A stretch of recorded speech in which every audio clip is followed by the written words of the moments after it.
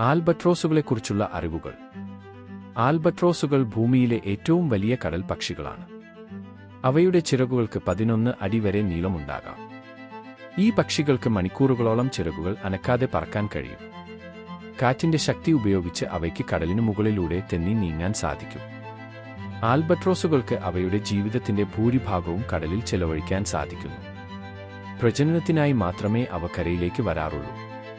മത്സ്യം, കണവ്, മറ്റ് കടൽജീവികൾ എന്നിവയാണ് ഇവയുടെ പ്രധാന ഭക്ഷണം.